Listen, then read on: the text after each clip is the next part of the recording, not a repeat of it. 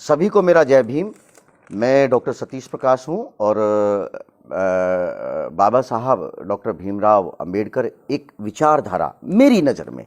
ये जो कार्यक्रम है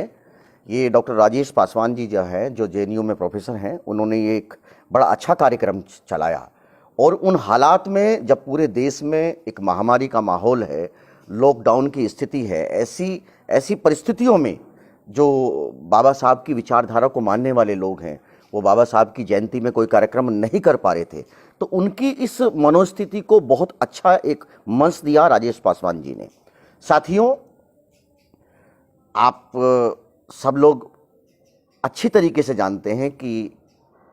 एक जो वीकर सेक्शन है, एक जो कमज़ोर वर्ग है, उनके जीवन में बाबा साहब की क्या महत्ता है। और बाबा साहब के विचारों को हम रोज़ पढ़ते हैं, बचपन से लेके और जीवन के हर क्षेत्र में। जब भी हम अपने आप को कहीं ना कहीं कमज़ोर महसूस करते हैं, कहीं ना कहीं बाबा साहब की विचारधारा ही हमको ताकत देती है। मेरी नज़र में देखिए, अगर मैं पूरी की पूरी बाबा साहब की विचारधारा, एक बड़ी विचारधारा है, एक अंतर्राष्ट्रीय विचारधारा है और एक ऐसी विचारधारा है कि जो समय के अनुकूल, जो परिस्थितियां विपरीत होने के बावजूद भी, क्योंकि आमतौर पे कोई भी विचारधारा एक समय के साथ अपनी कहीं ना कहीं गति को थोड़ा धीमा करती है और जैसे जैसे परिस्थितियां उसके अगेंस्ट जाती हैं, कहीं ना कहीं विचारधारा की जो गति है वो हमेशा धीमा पड़ती है। लेकिन बाबा साहब की जो विचारधारा है, जो अंबेडकर विचारधारा है, ये हमेशा विपरीत परिस्थितियों में भी और समय के साथ साथ जैसे जैसे आप समय की तरीके से और समय के अगर पैमाने से इस विचारधारा को देखेंगे तो ये विचारधारा विपरीत परिस्थितियां होने के बावजूद भी डे बाय डे आगे बढ़ती है। इस संपूर्ण विचारधारा को अगर हम देखते हैं तो उसको हम 3 हिस्सों में बांट सकते हैं। आमतौर पे जो आम लोग हैं उसको 3 हिस्सों में हम बांट करके देखते हैं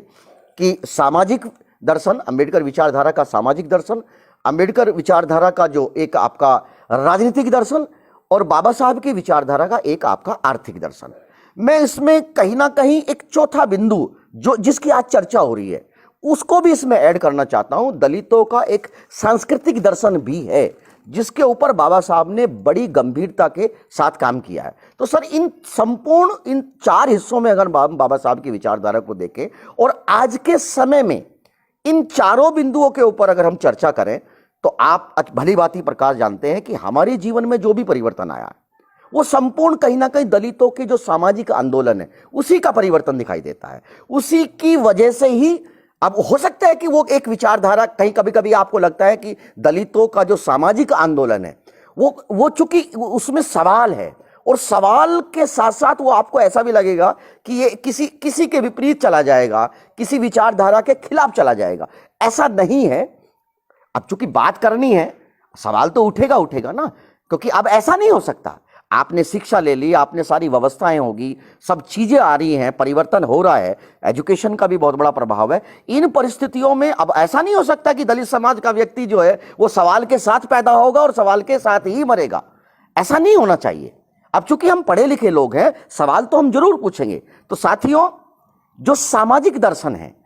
जो सामाजिक आंदोलन है बाबा साहब की विचारधारा का, अगर मैं बाबा साहब से पहले और बाबा साहब के बाद में इस पूरे सामाजिक आंदोलन को देखते हैं तो हम ये देखते हैं कि बाबा साहब के बाद, बाबा साहब के आने से दलितों का जो सामाजिक आंदोलन था उसको कहीं ना कहीं गति मिली। उससे पहले का जो आंदोलन है, जो दलितों में जो सामाजिक मूवमेंट की जो गति थी, वो कहीं ना कहीं उनके जो एक साधु परंपरा एक रही है, जिसमें कबीर हैं, रैदास हैं और तमाम जो है आपका महाराष्ट्र में के जो कवि हैं, उन कवियों के थ्रू जो है उन्होंने अपनी वाणी में, अपने दोहों में, अपनी कविताओं में, अपने लेखन में, अपने चिंतन में समाज की उन समस्याओं को रखा और उन सवालों के माध्यम से, उन कविताओं के माध्यम से समाज से कुछ सवाल किए। सामाजिक ये परिवर्तन जो है आपको परिलक्षित हो भी रहा है और ये विचार जो है कहीं ना कहीं अब भी आपको दिखाई दे रहा है। दलितों का जो राजनीतिक आंदोलन है वो थोड़ा सा सामाजिक आंदोलन से नया है। उसकी आयु कोई बहुत बड़ी नहीं है, लेकिन ये आप कहेंगे कि जब बाबा साहब जो है इस देश के पटल पे आए तो कहीं ना कहीं वह राजनीतिक सहभागिता की जो राजनीतिक हिस्सेदारी की जो बातें हैं वो भी आपकी शुरू होगी। और देश के जब जैसे जैसे देश आज़ादी के आंदोलन की तरफ बढ़ रहा था, देश आजादी की तरफ बढ़ रहा था, तो कहीं ना कहीं दलितों का जो सामाजिक आंदोलन है वो अपनी राजनीतिक सहभागिता के लेकर के भी कहीं ना कहीं सीरियस था, और बाबा साहब ने उसको बहुत अच्छी तरीके से गति प्रदान की। और ये मैं मानता हूं कि एक ऐसा सेक्शन जो तमाम रोज कमाना रोज खाना, जिसके पास शिक्षा नहीं है, जिसके पास आर्थिक संसाधन नहीं है, वो चूंकि राजनीति भी के लिए भी कहीं ना कहीं संसाधनों की आवश्यकता है, और बाबा साहब ने अपने जीवन में राजनीतिक रूप से भी उस आंदोलन को कहीं ना कहीं स्थापित करने की कोशिश करी, लेकिन परिस्थितियां तब ऐसी नहीं थी। और लेकिन समय ने पलटी खाई, वही सामाजिक आंदोलन और वो दलितों की एक राजनीतिक इच्छा कहीं ना कहीं दलितों के एक राजनीतिक ताकत भी बन के उभरी, और दलितों का जो राजनीतिक आंदोलन है वो कुछ हद तक जो है आपको, अब वो टुकड़े टुकड़े में हो अलग बात है, लेकिन वो आंदोलन कहीं ना कहीं भारतीय राजनीति में दिखाई दे रहा है। वो आरक्षण के जो जो जो जो दलितों के जो जनप्रतिनिधि है, जो दलितों के जो लोकसभा, विधानसभा और राज्यसभा में आरक्षण नहीं होता, इसमें जो उसके रिप्रेजेंटेटिव है, चाहे वो आरक्षण के माध्यम से पहुंचे हो या उनके अपने दल हैं, तो राजनीतिक सहभागिता दिखाई दी। लेकिन आज इस समय में, चूंकि बाबा साहब की विचारधारा और बाबा साहब आज के समय में अगर उन सब चर्चाओं को हम करते हैं तो हम ये देखते हैं कि दलितों की जो राजनीतिक ताकत है, क्योंकि जिसकी संख्या भारी उतनी उसकी हिस्सेदारी का जो कंसेप्ट दलित मूवमेंट के साथ निकल के आया, आपको वो उसकी सफलता भी दिखाई दी। लेकिन सफलता के साथ साथ कहीं ना कहीं हम थोड़ा सा असफल भी आपको वहां दिखाई देता है। तो उसमें मुझे मेरी नज़र में जो है, अगर मैं बाबा साहब की नज़र से उस आंदोलन को देखें या बाबा साहब के अनुयायी होने के नाते अगर उस नज़र को देखते हैं, तो हमको ये लगता है कि दलितों को अपने राजनीतिक आंदोलन में समय के अनुकूल परिवर्तन करना चाहिए। उसमें बहुत परिवर्तन, क्योंकि राजनीतिक आंदोलन, जो भी राजनीतिक आंदोलन होगा, सबसे जो परिवर्तनकारी अगर कोई आंदोलन है या कोई दर्शन है तो वो राजनीतिक दर्शन है। वही राजनीतिक दर्शन दुनिया में सर्वाइव कर पाते हैं, या वही राजनीतिक विचारधारा दुनिया में सर्वाइव कर पाती है कि जो समय के अनुकूल चले, समय के अनुकूल अपने आप को ढालें, समय के अनुकूल अपने अंदर बहुत सारे परिवर्तन वो करते रहें। वही राजनीतिक आंदोलन आगे की ओर बढ़ता है। जहां तक आर्थिक आंदोलन की बात है, तो आर्थिक मोर्चे पे चूंकि बाबा साहब एक बहुत बड़े इकोनॉमिस्ट थे, और बाबा साहब आज दुनिया के सबसे बड़े, अगर बाबा साहब अर्थशास्त्री रहे हैं अपने समय के, और आज भी बाबा साहब की विचारधारा, उनके जो विचार रहे हैं अर्थ को लेकर के, वर्ल्ड की जो इकोनॉमी है उसको लेकर के, या दलितों की जो आर्थिक स्थिति है उसको लेकर के, या मजदूरों के जीवन में क्या परिवर्तन आ सकते हैं, जो वीकर सेक्शन है उसके जीवन में आर्थिक रूप से क्या परिवर्तन ला सकते हैं, इन विषय के ऊपर बाबा साहब ने बड़ी गंभीरता से कहा, बड़ा अच्छे तरीके से बाबा साहब ने लिखा है। लेकिन मैं ये देखता हूं कि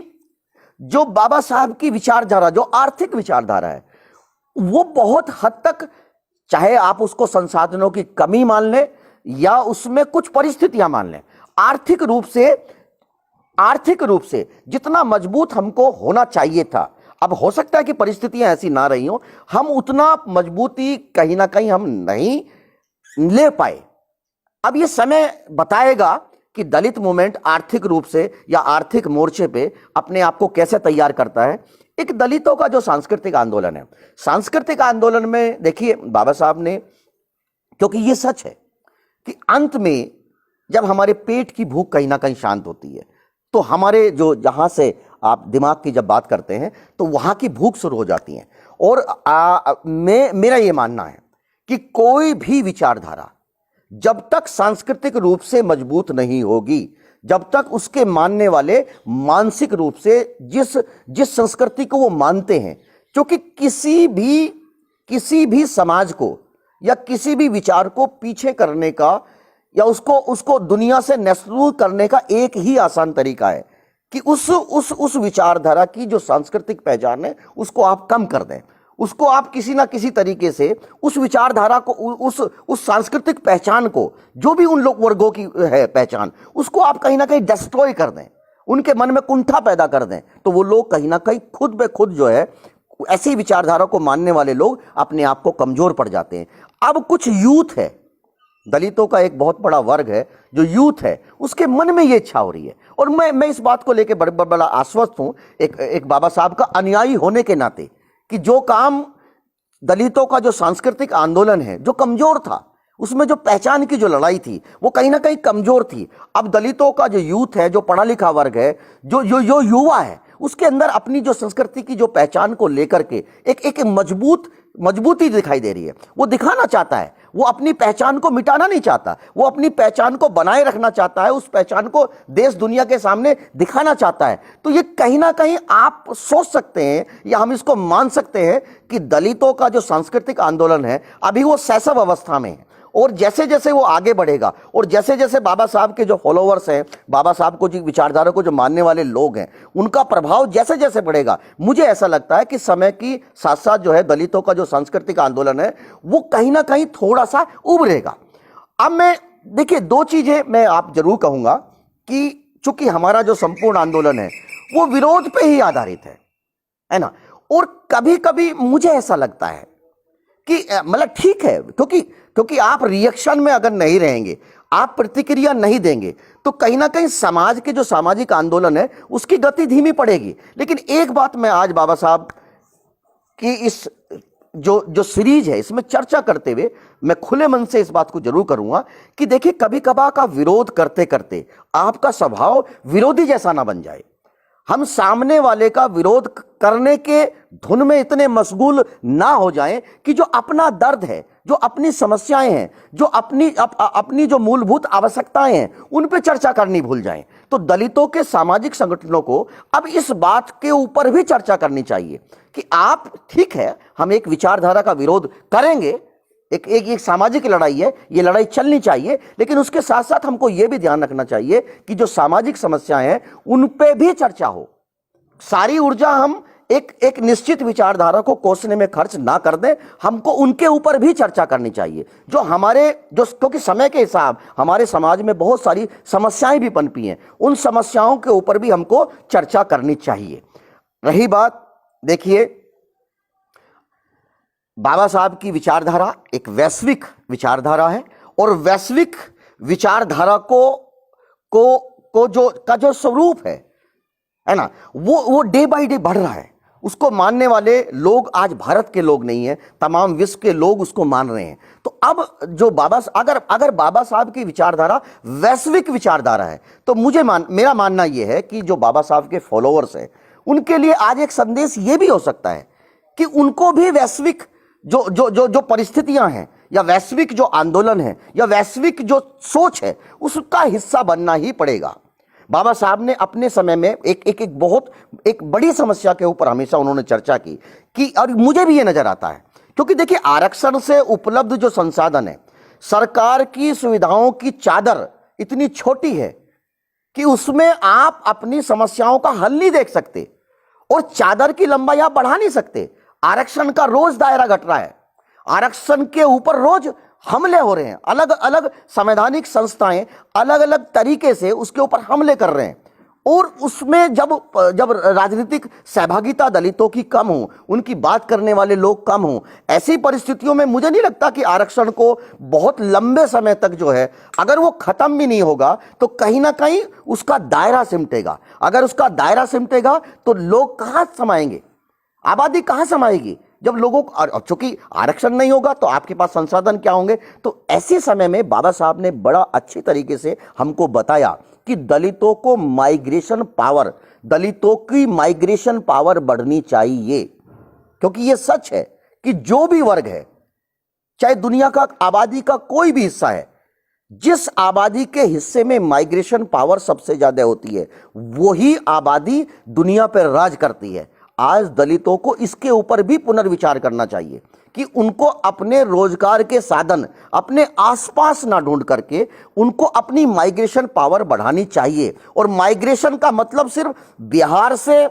राजस्थान या राजस्थान से उत्तर प्रदेश या बिहार से या उत्तर प्रदेश का जो दलित है वो सिर्फ पंजाब में मजदूरी करने के लिए जाए, ऐसा नहीं मैं कह रहा हूं। उनके जो पढ़े लिखे लोग हैं उनको भी अंतर्राष्ट्रीय जो सहभागिता है, अंतर्राष्ट्रीय स्तर की तरफ अपना सोचना चाहिए, अमेरिका की तरफ जाना चाहिए, यूरोप की तरफ जाना चाहिए। उनके पास जो भी उपलब्ध रोजगार के साधन है, क्योंकि इस देश की बहुत बड़ी आबादी